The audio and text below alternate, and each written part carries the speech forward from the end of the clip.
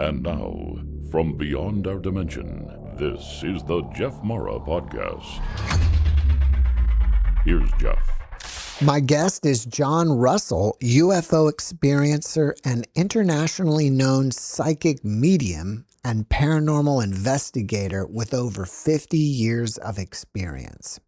John, welcome back. It's great to have you again.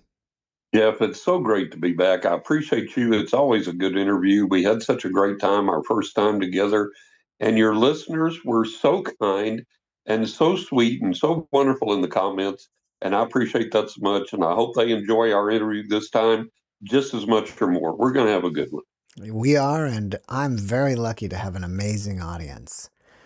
Yes. And on that note, some of the people that are watching this video may be seeing you for the first time. So can you just give us a little bit of your background and how you got into all this stuff?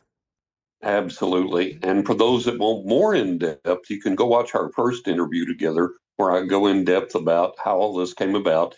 But basically, I've been a professional psychic since I was 18 years old. I've been a paranormal investigator since I was 11 years old. I've researched and studied just about everything, literally, that there is in the religious, spiritual, psychic, paranormal realms. I've had way over 1,000, probably thousands by now, physical paranormal experiences. And I mean, these are things that came from the other side, from the paranormal realm, manifested physically. Other people have seen them, other people have experienced them. We've recorded them, we've videoed them, so on and so forth. I've read for thousands and thousands and thousands of clients worldwide. I've read for clients in over 40 countries, which just blows my mind. I'm just so privileged and blessed and honored to have been able to do that. And I continue to read for worldwide clientele. I'm an author as well. I write my nonfiction stories about true paranormal. These are all experiences, things that have happened to me that I personally experienced. I've got 5 books in print, more on the way. And over 18 years in radio and podcast. I've been heard worldwide on podcasts. And that's basically it. I know that you've been on Coast to Coast quite a few times. Were you even on with Art Bell? I was never on with Art Bell, only with George Norrie. I've been on there 14 appearances. Wow. And was slated for a 15th appearance over New Year's, had to cancel that. I'm going to be 72 in a few months, so the age is getting there. I have numerous severe health problems that I have to really work on to keep going. And it's just gotten to the point, like to do Coast to Coast, I would have to get up at 2 in the morning, get myself awake, go on air from 3 to 5 a.m., and then start my day. And that's just become too difficult now. So thank God for podcasts like yours that I can do in the afternoon. And so I do afternoon interviews and really early evening interviews now. And that's kind of what I've had to confine myself to. You've had a couple UFO experiences. Were you abducted? I was never abducted. I've had about 10 or 12 UFO experiences now. And I'll tell you 2 of the most dramatic, and then give you some thoughts on these things. And people are going to get a kick out of the first one because I didn't believe in UFOs. I was 18. I had started reading professionally, for a worldwide clientele. Progressed down the road. I was 20, 21, somewhere around in there. And I had already had hundreds of physical paranormal experiences. So I knew the other side was real. I knew the paranormal was real. Other people saw and experienced these things. So I had no doubt that those things were real. I had had guardian angel experiences. I had had accurate psychic readings with clientele all over the world who told me my predictions came true with 80 to 90% accuracy. My insights were 80 to 90% accurate. So I knew that was real. I could hang my hat on that. But Jeff, it was so weird. I didn't believe in UFOs. I had seen the TV shows. I had seen the interviews. I had read the magazines. I had read the articles. And I was like, nope. This doesn't resonate. I just don't believe in UFOs.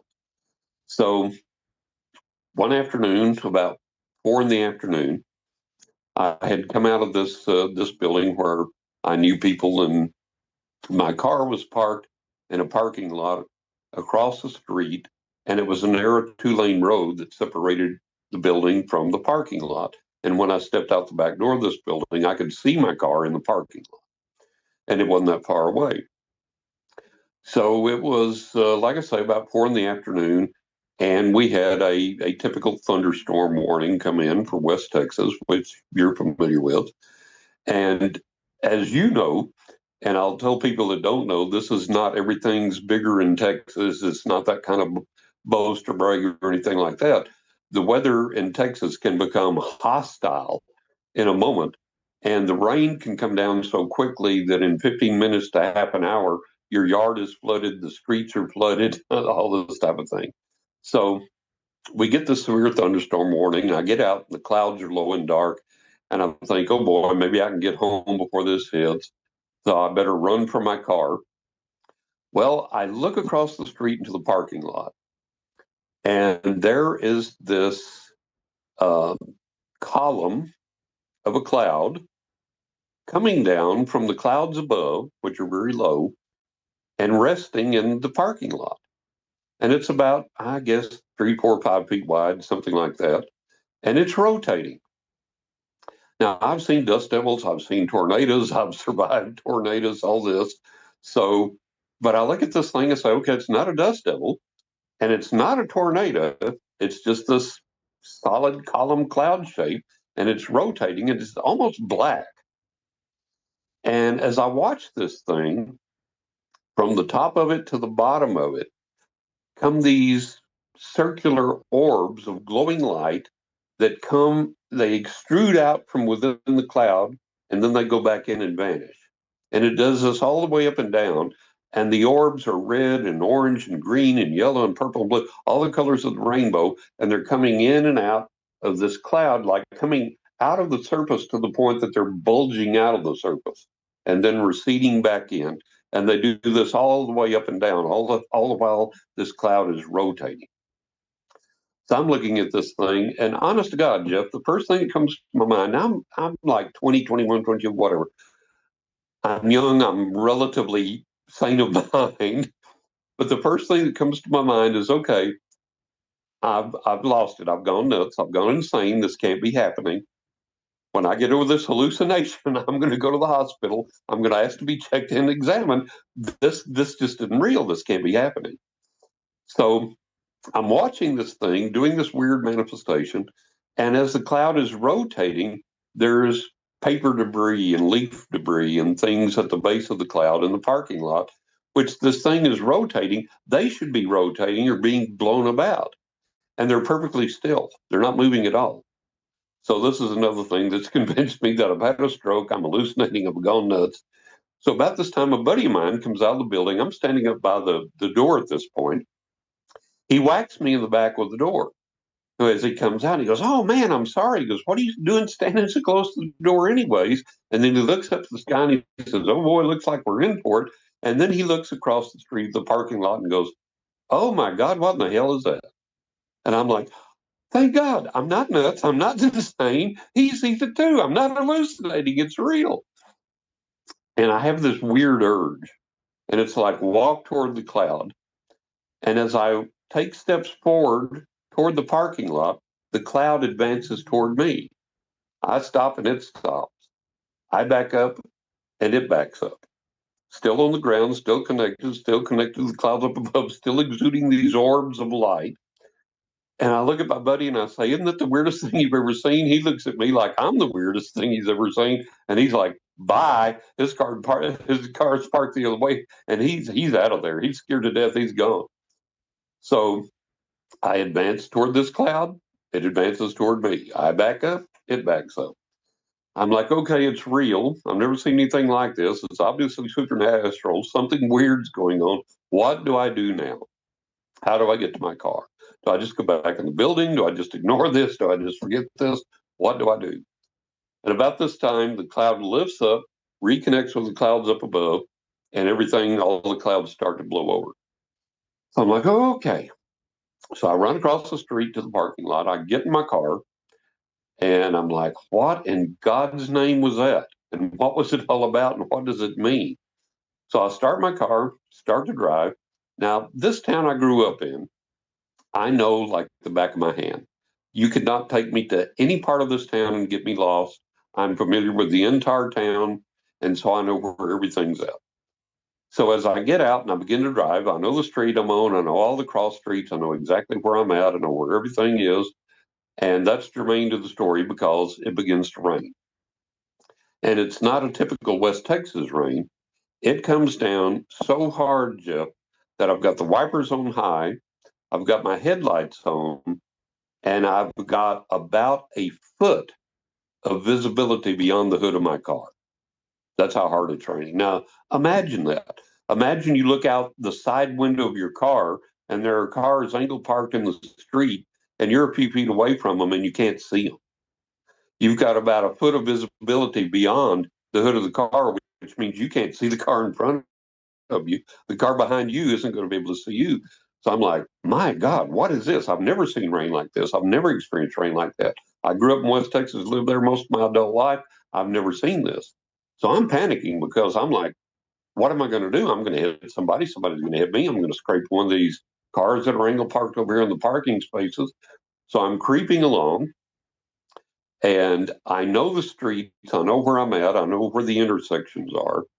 So my thought in all this is if I can get to, there was a Sears Roebuck store on Beauregard Street, and behind it was Tewing Street. And there was a big parking lot behind the Sears store for the automotive and the Sears store itself. So my thinking is if I can just get to that street, get to Tewing Street, I'll turn and I'll creep up, try and see the entrance to that parking lot. I'll get in there, park however I can, go in the Sears store, wait out the storm, and then when it's safe to drive, I'll drive home. So this is my plan. This is my thinking. So I'm creeping along, literally probably about 5 miles an hour. And all of a sudden I see this little bitty, teeny, tiny red pinprick of light up here to the upper right. And I almost run into this car in front of me that stopped. The teeny, tiny red pinprick of light was a stoplight. And you know how bright stoplights are, especially in the dark. That's how visible it was in this rain. That's how it looked. So I'm like, oh my God. So I realized I had made it to Egg Street. So the car in front of me turns. I turn, follow him, and the car behind me nearly hit me, by the way. And I stay on his bumper, and we're about, I don't know, maybe a foot or two apart, and we're creeping, and this rain is just, you can't see. There's no visibility. And so we're creeping along, and I think, okay, I'm leaning over, and I'm like, I'm looking for the parked cars over here. I'm looking for the entrance into the parking lot. And we get up close to what must be the entrance to the parking lot. Now imagine this. Everybody check this out. Everybody listen to this. Think about this. The rain is coming down so hard, you can look out the right side window and there's cars parked a foot or two away from you and you can't see them. You look at the hood of your car, you've got maybe a foot of visibility beyond that.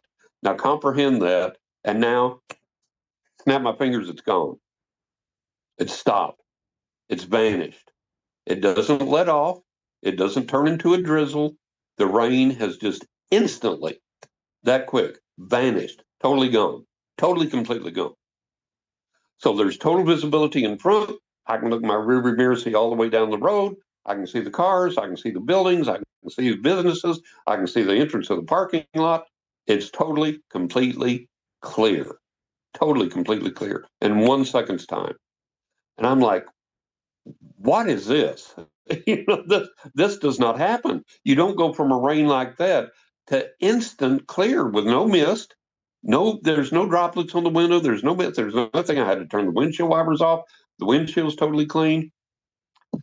So all of a sudden, the people that are coming, it's a 2-lane street, and all the people that are coming the opposite way to us are all of a sudden swerving into our lane, almost hitting cars. People are honking, people are yelling, people are rolling down windows and pointing, people are jumping out of their cars onto the street and pointing. And I'm like, what in God's name is going on? Well, the first thought that runs through my mind is, oh God, the reason for this weird weather conditions, there's a F5 tornado up there, and that's why all the weird things and all these people have spotted it, and it's coming to kill us all, and damn it, I'm too young to die. That was my first thought. So I look where they're pointing. I can see the Sears building by then. I'm almost in the entrance of the parking lot. I can see the Sears building. And over the Sears building is hovering a 30 to 55 foot wide metallic silver disc. No flames, no smoke, no sound, no propulsion, just hovering over the Sears building. It's about 30 to 50 feet high over the top of the Sears building. And that's what everybody has been yelling about and honking and almost wrecking because they've seen this thing before I did. Did it have any windows? So no, just a solid disc. And I look at this thing, and Jeff, I'm like, my God, I literally did a cartoon eye rub and looked back up again because I'm not believing my eyes. I don't believe in UFOs. And there the thing is, so now I've got to switch religions. I've got to switch denominations because there it is in the flesh in, broad daylight with multiple witnesses. And so I've got to acknowledge, okay, yeah, they are real. There it is. And I reached over to my car door to grab the handle and to get out to get a better look. And as I did that, the UFO just barely perceptibly began to move toward us. And as it did, the clouds came back, the low clouds came down, rushed in behind, covered it up. And as they covered it up, the rain's back again in full force, no visibility. Got a zero, foot of visibility path through the car. Instantly. Didn't start up again, just instantly it's there again. So I poke up to trying to get into the parking lot. Well, this guy in front of me, he's got the same idea. So I'm on his bumper and he goes in there and I'm like, I don't care if I hit this guy. The insurance will cover it. I'm going to find this guy and I'm going to talk to him. I'm still not believing my eyes. And so he pulls into the parking lot. I pull right beside him. I see his dome light come on. He runs for the Sears store. So I jump out and the rain is coming down so hard, it hurts. I mean, it literally hurts. So I'm shielding my eyes and running. I get in there. Now, the Sears store in the back entrance had a vestibule. You come in through a set of double doors. There's a mat to wipe your feet, another set of double doors to go into the store. Then the basement was down to the left in the vestibule there. So he's just standing on that mat, dripping water. He wore glasses. I didn't at the time. And he's just standing there with his head down, just pouring water. We're soaked. It's like we just came out of the shower. So I catch up to him. He's standing there. I walk inside and I walk around in front of him. He didn't even recognize I'm there for a minute. And I said, hey, buddy. And he looked up at me and I said, did you see what I just saw? And he's like, yeah, but I damn sure ain't going to tell nobody. And he sidestepped me and walked all through the store. Now, you got to remember, this is back in the day. You didn't talk about UFOs. If you did, people made fun of you. They said you were nuts. You could lose your job. So he was like, yeah, I saw it, but we ain't going there. So that was my first UFO encounter, my first UFO experience. Since then, I've had 10 or 12 and interacted with one. Before we move on to the next one, Yeah. do you feel that UFO showed up specifically for you to see it? I do. Why? I don't know why, but I do. I feel like it was important to them, to the other side, for some reason, for me to be able to acknowledge the reality of that. Do you think that as a result of your readings, it opened you up in some way? I don't think it did because I separate the UFO phenomenon from the other side. And the reason I do that, I've communicated, with the various beings on the other side. I've communicated with nature spirits. Some of these beings, some of these spirits have communicated to me that they are irked by UFO activity. So there doesn't seem to be a cohesive nature there. There doesn't seem to be a cause and effect there. All right, well, let's move on to the one where you had, did you say you had contact? Had contact. I had communication with this craft. I've been an outdoorsman my entire life, and I've been a hunter, and I've fished, and I've hiked, and I've camped. Uh, everybody's problem, my parents' problem, was trying to get me inside. I love the outdoors. The wilder it is, the better it is for me. I love woods and I love forest and I love isolated places, and I've spent most of my life in those places. So I love the outdoors. I know the outdoors. Even when I'm home, I like to sit outdoors and stare at the sky and stuff in the evening, watch the stars. So I was doing that in our Florida home here, and it was a clear night, no clouds, lots of stars out, and we live near a small airport. Excuse me. So I was used to seeing the planes fly around and get ready to land or taking off or whatever around our house. And so Venus was out that night over to the right.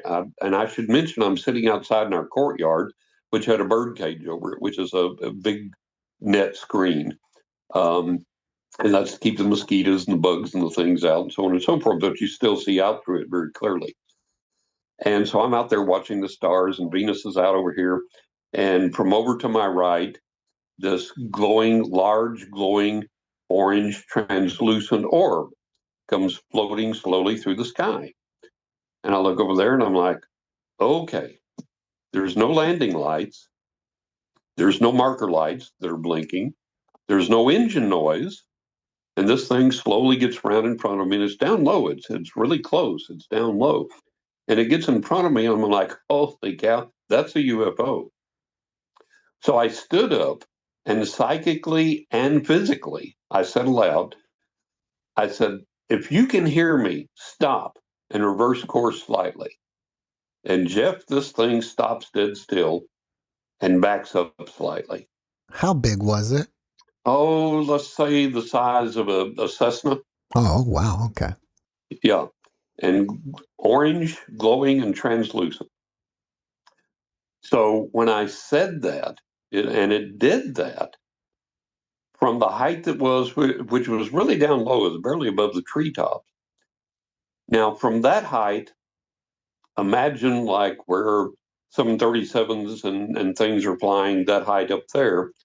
It goes from down here to that height in less than a split second.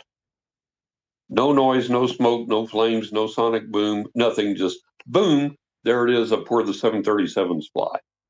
It hovers there a little bit, and then in less than a split second, it shoots up into the stars.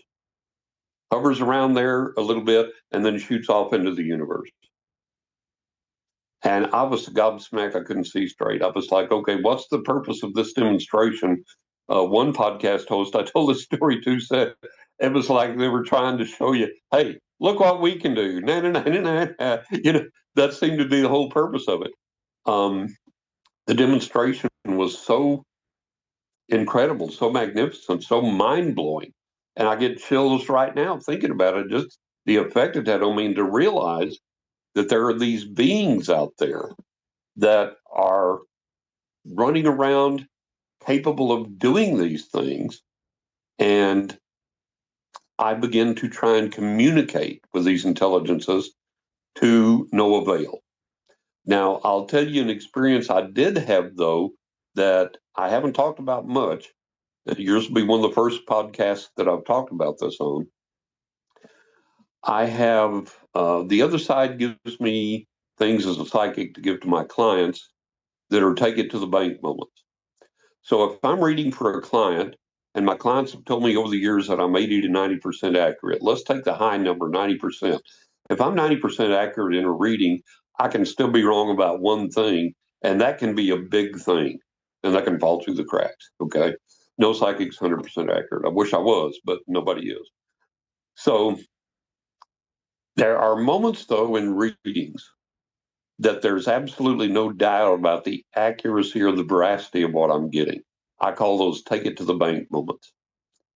And when I have a take it to the bank moment, I tell the client, I say, look, this is 100%. This is on the nose. This is on the nail head. You can take this to the bank. This is going to happen. This isn't going to happen. You need to do this. Don't do this, whatever. So it's a take it to the bank moment. So one day I'm sitting, and I have those for my set. And I have those as spirit communications from the other side. So one day I'm sitting there, and out of the blue, here comes this vision. And this vision is of a man sitting in like an underground office or an underground bunker. And it seems to be military. And there's all these monitors and screens and machines and lights and things surrounding him. And he's sitting there at some type of communication device, and he is communicating in real time with an alien being in a UFO. And they're having two-way communication. And I'm like, okay, I'm back to the UFO when I was a kid. It's like, didn't believe in UFOs, now I have to. But now, this is a little far-fetched even for me, because are we communicating with these beings or not? Is there active communication ongoing? And the other side tells me, John, take it to the bank. And I'm like, how do I take something like that to the bank? There's no way to prove this. I can talk about this on podcasts till the cows come home, and they're going to say, yeah, okay, real interesting. No proof, no blah, blah, blah. So I kept it to myself. So the documentary, The Age of Disclosure, came out. And people, if you haven't seen this documentary, please, please, please, I'm begging you, go to Amazon Prime and either rent it or buy it and watch it several times, because this is not the grandma down the street telling you something. These are vetted military, political people, scientists, pilots that have had these experiences firsthand, and they know what they're talking about. They're in government. They know the secrets. Please watch this documentary. So I'm watching this documentary, and George H.W. Bush was telling one of the scientists that when he was the head of the CIA, that he talked to someone that said there were 3 UFOs that came to this certain air base, and that's all mentioned in the documentary. One of the UFOs landed. An alien being got out and went and talked on the tarmac to uniformed military personnel and to either FBI or CIA people, and spoke with them, talked with them. So there was my confirmation that this communication does exist between us and the alien being. So that was my confirmation when I saw that. I was like, okay, now I can tell this story with veracity, with certainty, and can count on that. So my situation, my position for years has been somebody in the government has to know who they are, why they're here, what their purpose is. And that confirms it. My vision confirms it. The documentary confirms it.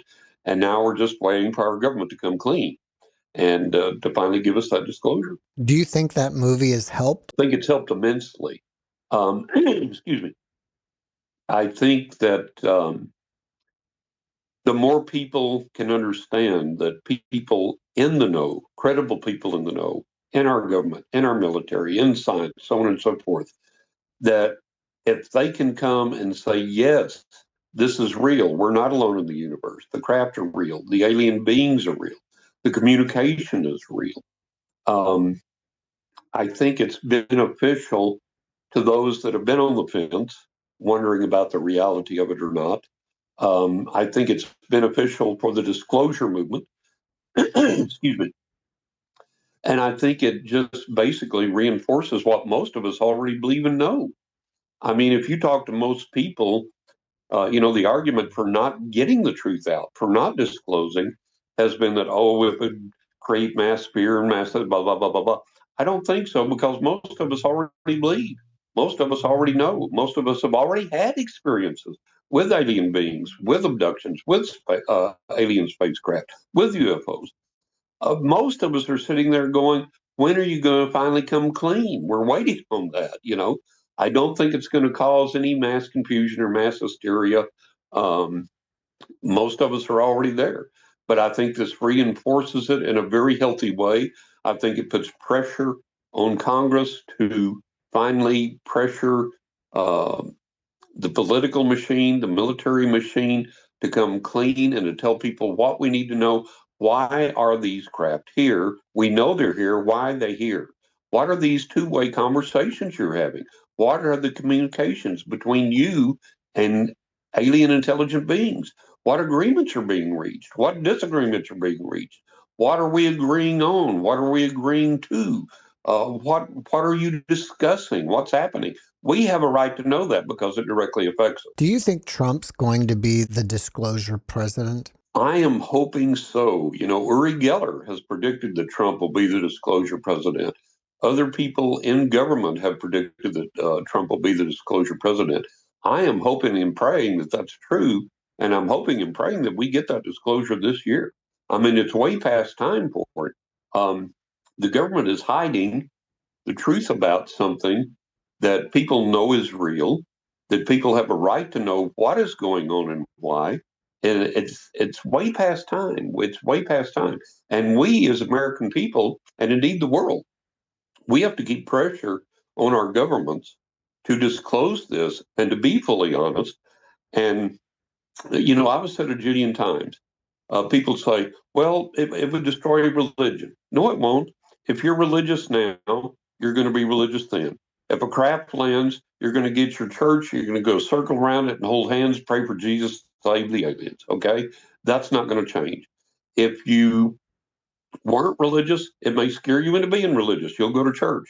If you were religious, you may have the opposite effect. Yeah, I knew there wasn't nothing to this. Let's see what the aliens have to say. You may leave the church. The status quo basically remains the same. As far as it's going to change our energy and disrupt our economy and all this, whatever there is there that we could utilize is going to take years or maybe even decades to integrate into our science and technology to the point that it makes a difference. So things are not going to crash overnight. I don't believe that. Is there going to be mass hysteria? Again, no, because most of us have had UFO experiences. We've seen them, we've experienced them. A lot of people have been abducted. We're just waiting on the government to come clean to what we already know.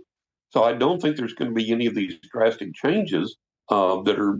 I think that's a scare tactic that the government uses to say, "Well, we can't tell you what we know. It would disrupt the economy. It would disrupt people." I don't think so. I don't believe that. I believe that's a scare tactic the government uses.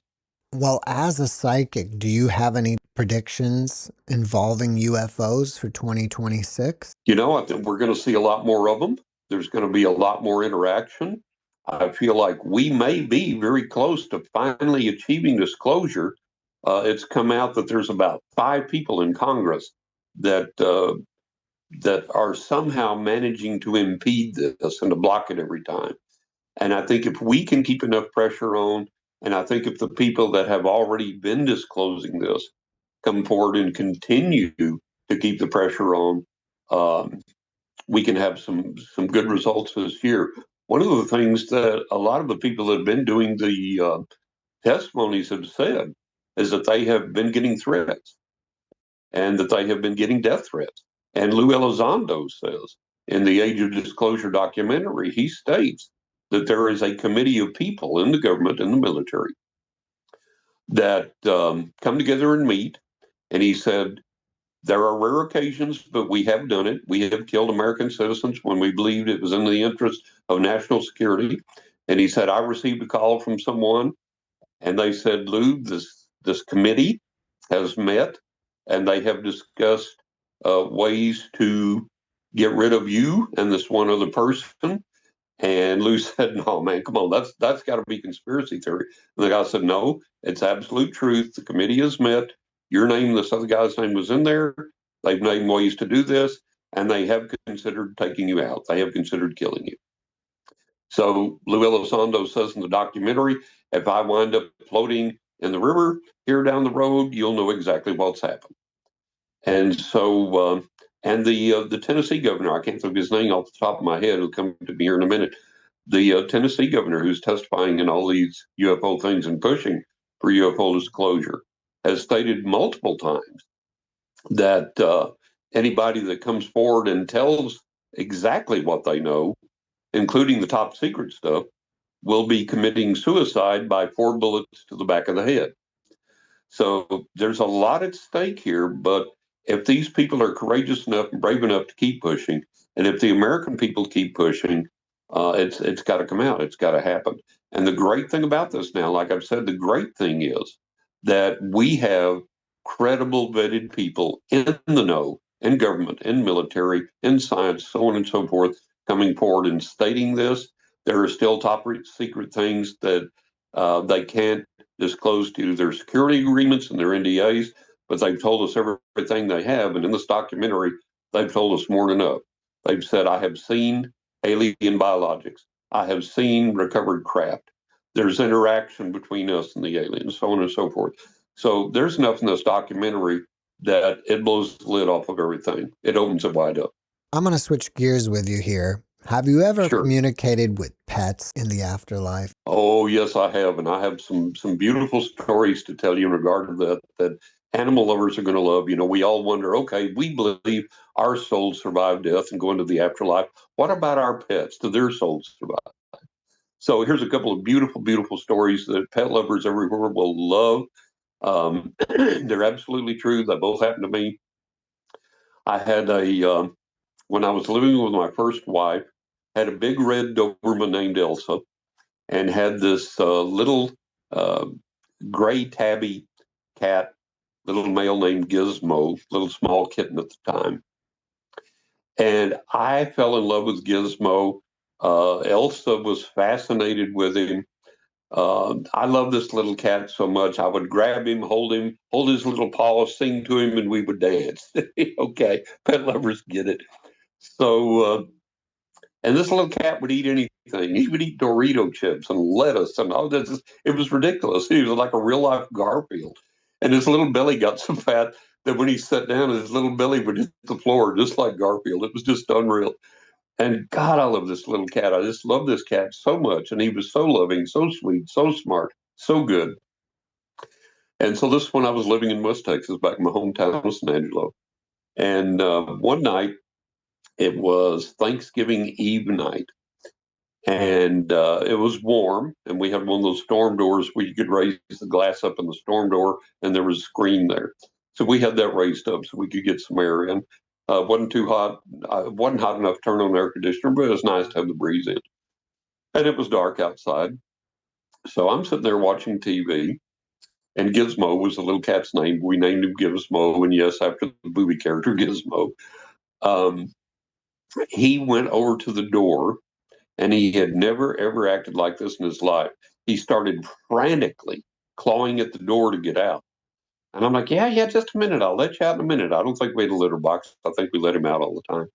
And I was watching this program. I didn't want to quit. And he just kept frantically, I mean, just like clawing at this door like I'd never seen him do anything before. And I'm like, okay. I came and I let him out.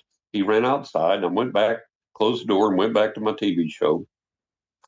And it wasn't 10 or 15 minutes later, if that long, that one of the neighbors came over and said, a car hit Gizmo and he's laying in the street dead. And I can barely talk about it now, all these years later. And I was like, oh my God, I was absolutely crushed. And I went up there, and he was laying there dead.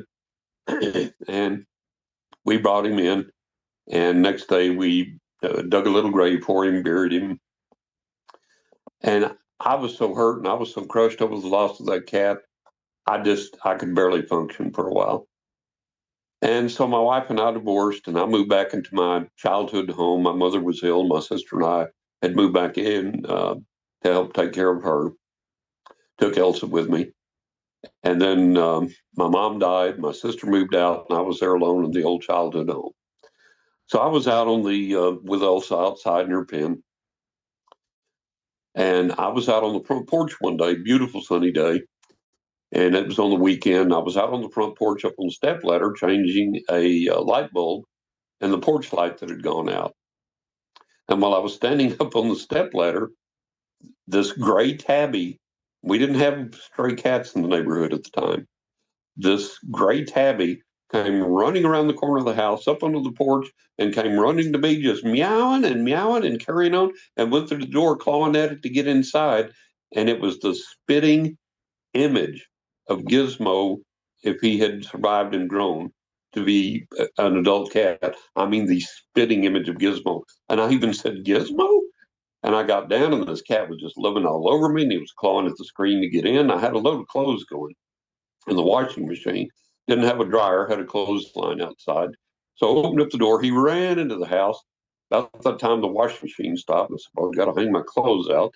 So I'm gobsmacked. I'm not knowing what to do here. This is wild. This is a physical manifestation. This is a cat I can touch and pet and feel. And he's the spitting image of Gizmo.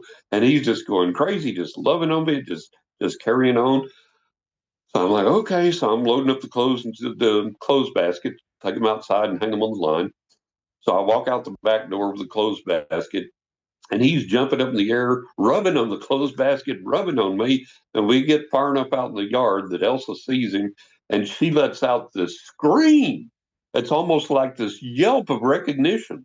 And he runs over to her pen. He lays down in front of her on the sidewalk there, and he's just rubbing on his back, and she's pawing at him, and he's pawing at her. And I'm like, my Lord, my God, that was the craziest thing I've ever seen. And so I'm hanging out the clothes. He's still out there with Elsa. I'm like, okay, stereotypical thing. I'll go inside, get a bowl of milk for the cat and bring it out. So I go inside, pour a bowl of milk, break it out, go, here, kitty, kitty, kitty, and look around the corner, gone, vanished. Never saw him again. So I was like, thank God that you were able to come and see me. So fast forward all these decades later, we're living in the home in Florida where we're living now. And when we moved in, I put new motion security lights front and back. And one of them sits right above my office window here where we're at now, looking out this window. And I'm, like I said, I'm gimped up now, have been for a number of years. So jumping up and running to look at anything is not an option. And my wife and I were sitting in the living room one night watching TV, and I can see my office window from the living room. And that morning, the security light had come on, and I looked out the blinds in the backyard. There was nothing there. I was like, oh, okay. So that night, we're sitting watching TV, and she had gotten up to do something, and the security light came on. And I said, "Hon, would you run look in my office window and see if you can see what's setting off the security light?"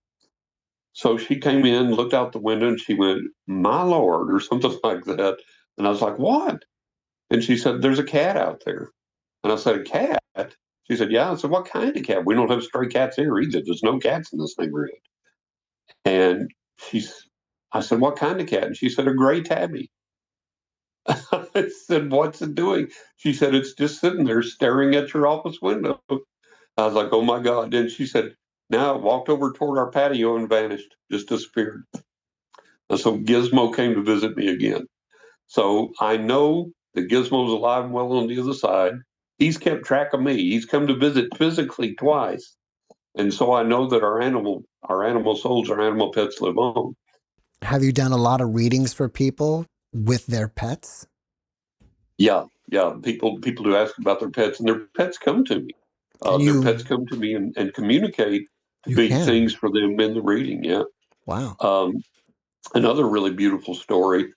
There was when my sister was still living there, and when my mother was still alive, and I had moved back into the old home.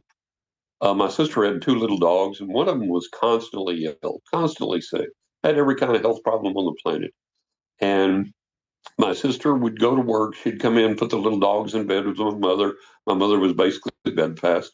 And my sister would go to work, and the little dogs would stay in bed with my mother most of the day. And so I had been out doing something, I can't remember what. And I came in, beautiful, bright, sunny day, and I said hi to mom and the little dogs. My sister was at work. And I came in, I sat down, made myself a sandwich. And I was sitting there at the dining table eating this sandwich, thinking, God, what a beautiful day and what beautiful weather, how good this sandwich is. And I hear one of the little dogs jump down and come down the hallway into the dining room where I was sitting. And I turned my head to look, and it was the little sick dog. And he was actually the son of the other dog that was his mother. So I turned my head over my right shoulder, watched him come into the dining room behind me and walk behind me. And he was heading to the kitchen to get a drink of water or food or whatever. And as I turned my head to the left to watch him continue to walk into the kitchen, there was a woman standing there in the flesh, solid as you or me.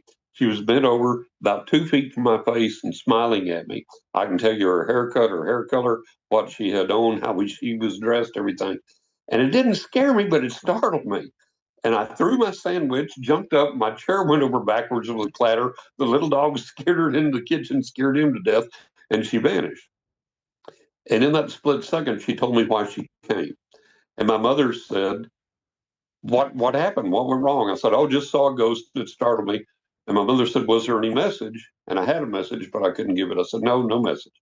Because what the woman had told me was that she had come, was following this little dog around to cross him over because he'd be dead within a week or two. And she was following him around to help him cross over when he died. So sure enough, a few weeks later, the dog died in his sleep. And we always buried our animals in the yard. And this little dog had this big, gross green frog toy that he had slobbered on and gummed up, messed up. It was just filthy. That was his favorite toy. And my sister had given him one of her robes that he liked to lay in and lay on and wrap toys up in and things. So when we went to bury him, he was a little small dog. And when we went to bury him, we dug a hole in the backyard. And my sister wrapped him up in this robe because he loved this robe. So you got to imagine this little small dog, and you're folding over the robe and rolling it up, folding it over and rolling it up. So he's in several layers of this robe. And the last thing my sister puts in is that green frog toy because that was his favorite. Wraps all that up. So you've got this little tight wrapped up bundle. And we go and we put that in the grave. We fill it in. And we put this big, giant, heavy rock over this big slab so that no animals will come to get up or anything. So much time has gone by that all the grass has grown in on this grave. We've removed the rock. If you didn't know where the grave was, you wouldn't know there was anything there. The ground's solid, the grass has grown back in. So one afternoon, I'd been out doing something, walking, and I came back up the street. My sister wasn't home, and my car was parked over in a different driveway. We had a gravel driveway beside the concrete driveway, and my sister would park her car in there, but she was at work. So I say hi to Elson. I'm walking up the concrete driveway, and something catches my attention, and I look off over in the yard over there. And where the dog's grave is, there's something sitting there in the grass. And I walk over, and as I get closer, Jeff, it's that green frog toy that had been buried with the dog. And I'm like, this is impossible. So I grab the toy. It's indeed that toy. I get down on my hands and knees. I'm like scratching around in the grass and the dirt. Everything's solid, undisturbed, hard as concrete, hard as rock. The grass is undisturbed. I'm like, oh my God, and it dawns on me. The little dog, through some form of communication, has said, hey, I made it. I'm alive and well. Want you to know that I'm still here. Want you to know that I'm okay. So there's absolute, definite, positive affirmations that our animal souls survive, that they come back to visit us, they come and communicate with us. We've had so many communications over the years from our pets, and I want all the pet lovers out there to know and to believe and to understand, yes, their souls survive, their spirits survive, their intelligence survives, their love for us is there. They do come back and visit us, and sometimes even in the flesh. Do you think pets reincarnate? I don't know. I'm on the fence about reincarnation. I've seen things over the years. I've read everything. I've seen the interviews. There's a few things that are interesting, but not enough for me to hang my hat on about reincarnation. So I've always been on the fence about reincarnation. My viewpoint is, okay, this kid named so and so, and I lived in this city, and I did this, and I researched it, and sure enough, there was such a guy. Now, excuse me, is he really that person reincarnated? Or is he just a young kid with a super powerful psychic gift like I had that's just picking up on random information out there and doesn't know how to filter it or doesn't know what to do with it? So I'm still on the reincarnation thing. I'd like to get back to 2026 predictions. Is there anything else that you've seen that's coming this year? Well, I think that obviously the political arena is still going to continue to be crazy. Again, I think we're very, very close to disclosure. Again, we're going to see a lot of UFO activity continue to increase. This year, for those wanting to make contact with the other side and wanting to increase their spiritual growth, and develop their own psyche. The other side will continue to be very, very close this year. There will continue to be a lot of communication available, a lot of guidance available, a lot of paranormal demonstrations available. So that's a very positive thing. That's a very good thing that we should look for. Overall, with everything that's going on, and lots going on, lots going wrong for a lot of people, a lot of craziness in the world. Overall, even with that, there are still great opportunities for us to make good connections with the other side, with light, with positivity, and to move forward. And the key to that is going to be taking our focus off of everything that's going wrong. We don't deny that it is. We just take our focus off of that, and we force ourselves to focus on positivity, on the light, on the good, and continue to work in that direction. And one of my books that'll help people to do that is my third book, 20 Ways to Increase Your Psychic Abilities. It's going to give you positive, useful techniques that are easy to learn. Most importantly, they work. What about things like the economy or the weather? Well, our weather continues to get worse. We go through ups and downs with that. That's normal. But overall, I think climate change is increasing. I think weather is getting worse. There are concerned people that are trying to do things to at least stop that, if not reverse it. I think those efforts will continue because we're looking at things now that, whether it's man-made, nature-made, or both, we can't deny are happening. One thing, for example, they've discovered that Tornado Alley is actually expanding. It's not moving, it's just expanding. It's expanding eastward. And so that's a real thing that's happening. Look at the number of hurricanes we've had, the intensity of those, the things that have happened. That's going to continue to be a reality for a while. There's a lot of climactic upheaval and change we can't deny. We have to acknowledge is happening. Now, nature-made, man-made, or both. Some of this probably is man-made. Some of this we have to understand. If you'll go back through history and research all these cataclysms, Mother Nature beats itself up and beats us up periodically with very, very, look at Pompeii. Look at all those things that have happened in the past. So we have to recognize this is an inherent part of the planet.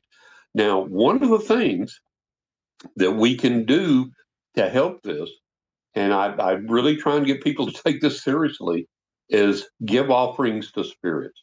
Okay. And I write about that in my book, 20 Ways. I would always take, and they seem to be fond of gin. I don't know why, but the spirits love gin. And I would always keep gin on hand. And when we would have, what we've gone through 2 hurricanes here where we lost power for 5 days each time, but we didn't lose any property, didn't have any property damage.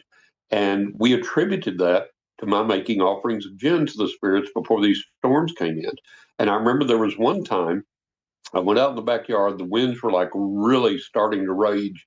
And I went out in the backyard with this bottle of gin, and I made this offering to the spirits, to the wind spirits, the air spirits. I threw this gin up into the air out of the bottle over and over and over again. The wind immediately stopped. And there was a story I saw. This was on mainstream TV.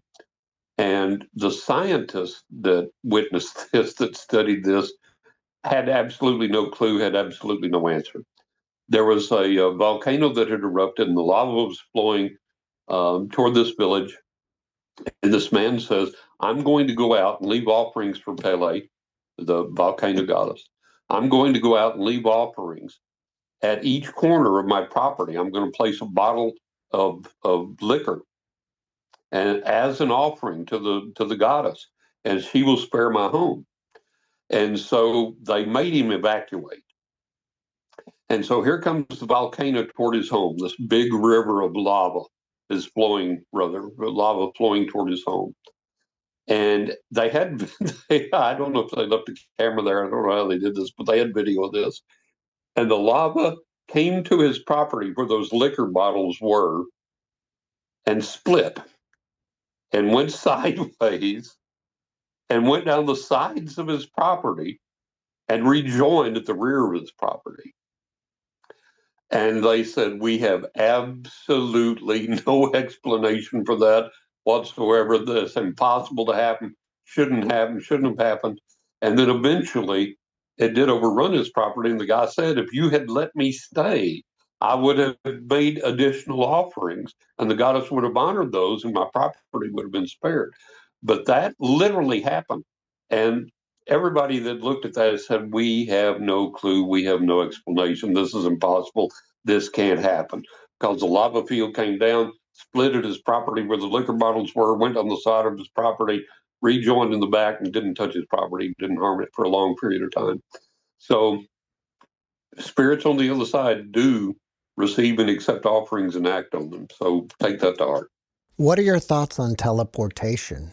Oh my, I've experienced teleportation in such a bizarre and funny way. We had moved from our first home here in Florida to where we're living now. And we had our son and his wife come and help us pack up boxes. And there were things in my office, excuse me, there were things in my office that are essential to doing my work for clients, to doing my writing, to doing my reading, so on and so forth. So I packed those in a box where I knew they would be. And it was like, take this box first, John's office. And I packed up several boxes like that. And when we packed the boxes, we put 9 jillion tons of strapping tape on these boxes in every direction. There's no way to open these boxes without cutting them open with a knife, cutting the tape with a knife. And I would write on there in my handwriting, John's office, take now. And then there were some things that I needed for my office, but not quite yet. So I put those in a different box, but still taped up tight. John's office, just, whenever. So my wife and our son's wife were packing up the rest of the house. And they never touched my office. They never came to my office. Only me and our son did my office. And they packed up things, did the tape, and wrote in her handwriting, this is for the kitchen or this is that or whatever. So we move. I bring the things into my office that I need to get back up and running. The other things go into the garage. So as time comes, I'm needing some of those other items. So I call on my guys from the other side and I say, okay, guys, I need these items now. I'm going to go out in the garage. I don't know where these boxes are because the movers just stuck them in there willy-nilly. And I say, please show me where these items are. I need these items. So I get this urge, this compunction to go towards this stack of boxes. And on the top of the stack of boxes is a box that my wife has sealed and written on. And it's like John's old shoes, this, that, the other. And I'm like, guys, my wife did this, not me. This is something that, look, I need these items for my office. I don't need my old shoes. And this is something I didn't pack. This is my wife's box. And you could almost hear them laughing, almost hear them laughing out loud. And they were like, cut open the box. I was like, whatever. So I get a knife, I cut open the box. And guess what's inside that box that I know my wife had never been near or touched? Inside that box that she had packed and sealed were the items I had packed and sealed in a separate box, the items that I needed for my office. And I was like, holy cow, physically teleported from one box to another. So I was like, okay, now I got to find the box that I know I packed these in and cut it open. And I found that box and I cut it open. And where they had been packed in there was an empty space. So they had literally teleported physical items from one sealed box to another sealed box. And they were kind of like, see what we can do? I was like, yeah, I've seen it for decades, but this is pretty amazing. If we get back to UFOs for a minute, some Sure. people believe that they're angels, and some believe that they're demons as yeah. well. What is your take? Yeah. I don't think they're angels. I don't think they're demons. I think they're just other intelligences. I think they're other life forms. In my psychic work, I've encountered spirits that I don't know what the heck they are. I don't know how you would describe them. I don't know how you would categorize them. They're intelligent. They have emotion. They have will, volition, meaning, purpose, but they are not human. They've never been human. They're not angelic. They're certainly not demonic. I don't know what they are, but they are an intelligent being. They're sentient. They have intelligence and purpose and meaning and function, but I don't know what they are. When I was still able to ride my motorcycle, I was riding one of my favorite country roads, and I always am super observant in front of me, beside me, behind me all the time. You have to be as a biker if you're going to stay alive. I've been riding since I was 15. I've only made it this far because I've been ultra observant and ultra careful. And on one of my favorite roads to ride, as I reach that turnoff, I look all around me. I look in front. I even look to the sides. I look on the shoulders of the roads. I look behind me before I make the turn. Nothing there. So I make the turn, and I always look in my rearview mirror after I make a turn, see if somebody's turning after me or anything's going on. So I look in the rearview mirror, and behind me, in that shoulder where I had just turned, facing the roadway, was this 10, 12, 14-foot tall black obelisk. This tall, straight black obelisk, about 10, 12, 14-foot tall, standing there. And I nearly fell off the bike. And it communicated to me instantly, we just want you to know, we know where you are. We're watching over you. We're protecting you. We're guiding you. We want you to see that we're here. But it wasn't like an angel. It wasn't like a person. It was this tall black obelisk. And I was like, wow, appreciate the message. Want to go back and see you. There was this car coming the other way on this 2-lane road, and I couldn't turn around right then. By the time it got clear that I could turn, I looked in my rearview mirror and it had vanished. So there are many beings, many things, many spiritual intelligences, many physical beings of different species, of different origins than we are. So we're just beginning to scratch the surface of what there is in this world. And we have to be open to that in a rational, reasonable way. And we have to understand we're not alone in the universe physically. We're not alone in the universe psychically or spiritually or paranormally. Well, I realize that many of us believe in UFOs and ETs, but for the ones who don't and fear the possibility and potentially fear them, Yeah. what advice do you have for them to not fear them? Well, look, for the people that have been abducted, they've had very fearful experiences. Some of them have had awful experiences that have scarred them. For the people that don't believe, or maybe do believe, or are scared to believe, or are scared of them, or whatever, I would say this: arm yourself with a spiritual white light around you. Arm yourself with prayer. Arm yourself with a belief system that you will protect yourself against such things and against such beings. And are there good ETs and bad ETs? Probably.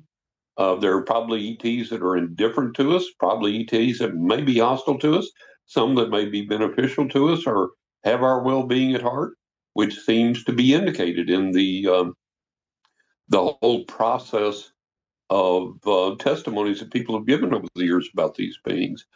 I would say don't be fearful. I've never been fearful, and I won't be fearful because I believe that I'm connected with guardian angels, with spirit beings powerful enough to protect me, to watch over me, and I would encourage those that are fearful, go and enable the discourse, to enable the communion with your guardian angels, and be proactive in that, and be receptive to that, and make that communication a reality for yourself, so that you know you're protected, you're watched over, and this, that, and the other. And people have asked me over the years, they said, look, what if this is building up to some type of confrontation, and it's a battle coming, and maybe our military can't win it? What are you going to do? I'm saying I'm going to load up the Mossberg 500, go out in the front yard and wait on them, shoot down as many as I can before they take me. What else are you going to do? You don't fear. You don't fear. You don't give in to fear. You work for peace. You open up every opportunity for peace that you can. You open up every opportunity for protection that you can, but you don't fear. And if push came to shove and that was the way it was, what are we going to do? We're going to go to war. We're not going to fear. We're going to go to war. Same as we have with any other nation here on the planet. If Russia says we're going to invade America, we're going to say, oh, yeah, come get you some. We're not going to fear it. So that's the best advice I can give to people. Don't get yourself in a fearful state of mind. Don't allow that to rule your life. Do you think that there are beings that have been living along beside us for thousands of years that we can't see? I do. I didn't used to, but I do now. And there were two things that happened to me that were very persuasive to me. I had watched, you see these documentaries, these TV shows about people discovering underground civilization, beings or people or whatever entities living underground. And I didn't know what I thought about that. It's credible, yeah, but it's also not credible. And I really didn't know what to think about it. I was kind of on the fence. So one day I asked my guys, my spirit beings on the other side, who have never, ever, ever led me wrong. I asked my guys, I said, okay, look, I have a ton of rocks out here in the backyard, and some of them are sentient, some of them communicate. And so I know all the rocks in these areas that I look at in my backyard. And so I asked my guys, I said, okay, I've never found a holy stone out there. And a holy stone just a rock with a hole in it, a naturally occurring hole. And I asked my guys, I said, okay, if there is any truth to any beings of any kind that live underground here on our planet, let me walk outside and the first thing I find is a holy stone. And that had to be a 10 million to one long shot because I know every one of those rock beds like the back of my hand, never found a holy stone out there. So I walk outside, the very first rock I look at is a holy stone, and it was not there before. So, okay, there's my sign that there are sentient beings living underground. Um, excuse me. So there are these things that happen that convince me that these alternate realities are with us. And you talk about, are there people that are living with us, not just underground, but are with us on a day-to-day basis? And so I had this lucid dream, not a regular dream, a lucid dream. And in this dream, there were reptilians, and they showed themselves as reptilian beings, as lizard people, as you would expect. There were also people that looked like you and me with them that had either shape shifted into human form or were growing a subspecies of reptilian that are human form and are living on this planet with us and are among us. And I was like, okay, well, yeah, we have them here. And a lot of people have said that they are here. They are moving among us. Some of them look like us, and so on and so forth. So, yeah, I am convinced of that. How do we connect with our guides? The best way to connect with your guides, excuse me, is sit down, get quiet. Most people don't know what get quiet means nowadays. It means no TV, cell phone turned off, no scrolling, no text messages, no music, no people around you, no chatter, no noise, quiet, quiet. And then you close your eyes and you take a few deep breaths and you say, Spirit, I'm here. Send to me my spirit guides. Communicate with me. Tell me what I need to know. Give me the guidance and the understanding that I need in my life now. And then shut up and get quiet and listen. And it will come to you. Maybe soon, maybe take a while, but do that every day, maybe several times a day. And you'll get intuitive guidance. You'll get a vision. You may hear words. You may hear words in your mind. You may hear words audibly. You may be led to a book. You may be led to a person. You may be led to something. But that's how you do that. But the most important thing, shut up and listen. Get quiet. Excuse me. We're always, oh my God, give me this. Oh my God, I need this. Oh God, help me. Oh God, can you please? Oh God. And we never shut up. It's always an outflow and never an intake. And we never get quiet. The TV's on, the cell phone's on. We're always scrolling. We're always looking. We're always got some noise. We always have some distraction. We don't know how to be quiet anymore. And we have to be quiet because if you and I are at a party and it's loud and it's boisterous. People are yelling and laughing, and you're across the room. I'm Jeff, Jeff, you can't hear me. Now all of a sudden the room goes quiet. I can go, Jeff, you can hear me. Same way with us in communication with the other side. We have noise, we have distraction, we have this. The other side can be yelling at us. We can't hear it. But if we turn all that noise and that distraction off and we get quiet and we listen, silence, the other side can then communicate and we can receive that communication. But it takes that quiet to do that. And that's the best way to get in touch with you guys. Your latest book is called The Cansack Ghost. What is that about? Right. Well, it's a continuation of documenting the nonfiction paranormal psychic experiences I've had. The Cansack Ghost is titled that literally because of the Cansack Ghost. my wife and I live in this apartment. There was a retired man that came by in his little small pickup, and he would go through all the dumpsters to get the cans and then go sell them at the recycle for extra money. So our apartment manager came to all of us and said, look, this guy's old. He shouldn't be out here digging through these dumpsters. It's hard on him. Let's put a big, huge trash can by the pool in the middle of the apartment complex. Everybody save your cans, bring them down, dump them in that can. That way the guy can come, drag that can out to his truck, dump them all in there, and not have to climb through the dumpsters. We thought that's beautiful. That's brilliant. That's compassionate, loving, and wonderful. So everybody began to save cans. So the way that we saved our cans, we took a large plastic grocery bag, like you get at the grocery store, and we hung it up on the snob in our hallway into our pantry. And when we would empty cans, we'd put the cans in the can sack. So as this occurred, the cans would rustle and rattle, and everybody in the household heard it. So I would go, as soon as it happened, I would go open up the sack, look in there, no roaches, no mice, no bugs, no critters. So I would grab each can one at a time, shake it out, empty it out, look in it, till I went through all the cans, no bugs, no roaches, no critters, no mice, nothing. It's like, okay. So after this keeps repeatedly happening, it's like, oh, this is supernatural. This is paranormal. This is a communication.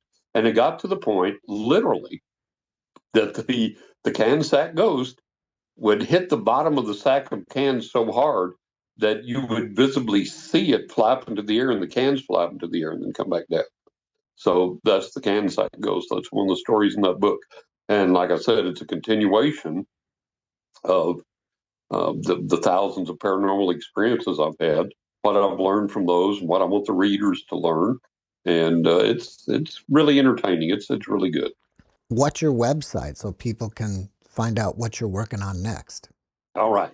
www.johnrussellauthor.com. johnrussellauthor.com. Now, that takes you to the website for my books. They're all in print. They're all available. Any online bookstore, you can get them. There's links there to buy them if you want to. Now, if you want a reading, that's johnrussell.net. johnrussell.net. So don't bother looking up. That goes through a forwarding service, and it's way too long an address to give you to the forwarding service where my websites are. Simplify it for yourself. Just enter johnrussell.net. That'll take you to my readings. johnrussellauthor.com. That'll take you to my author website, and all the books are there. They're all still in print.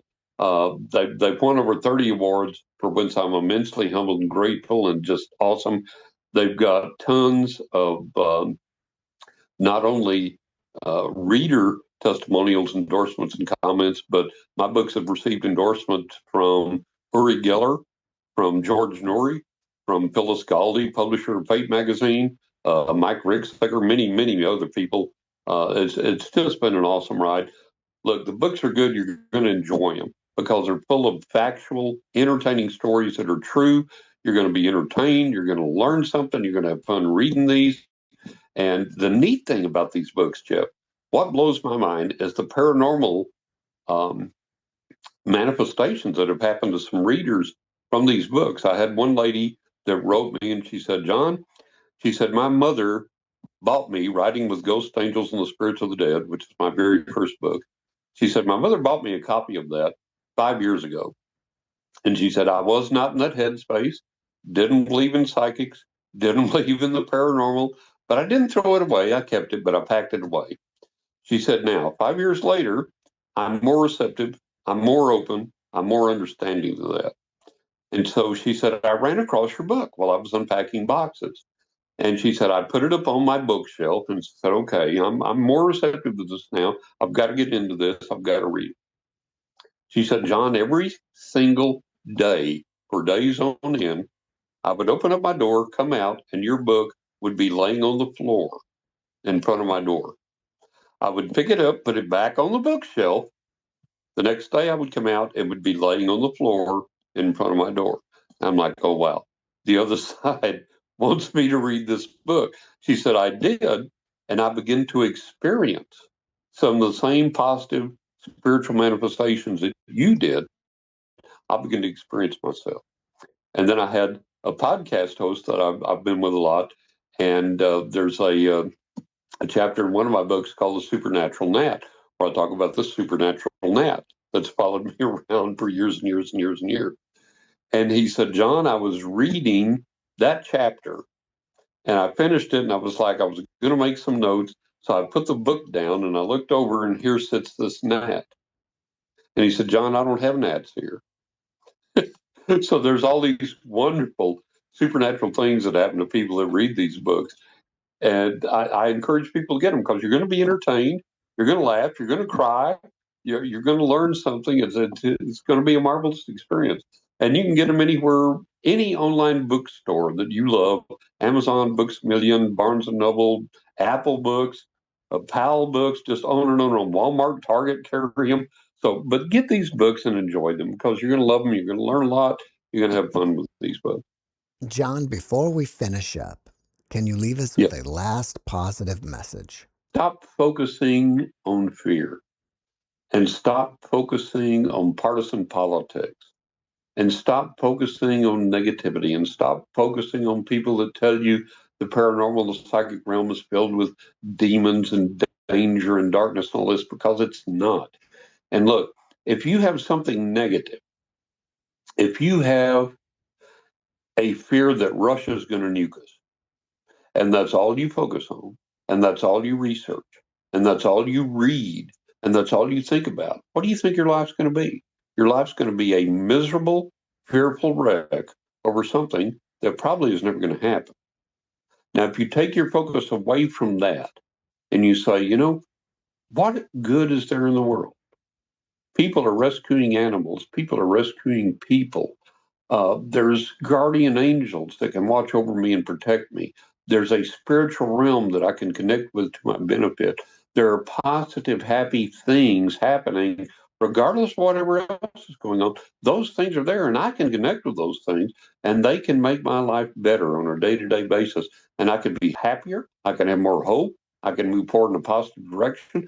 I can send positive energy out into the universe to help change these negative things. That's what you do. John, thank you for your message, and thank you for being my guest. Jeff, God bless you, man. Thank you. I appreciate you. It's always an honor being with you. Hope the listeners enjoy this. And down the road, we'll do it again. Yes, sir. Thank you, John, and God bless you.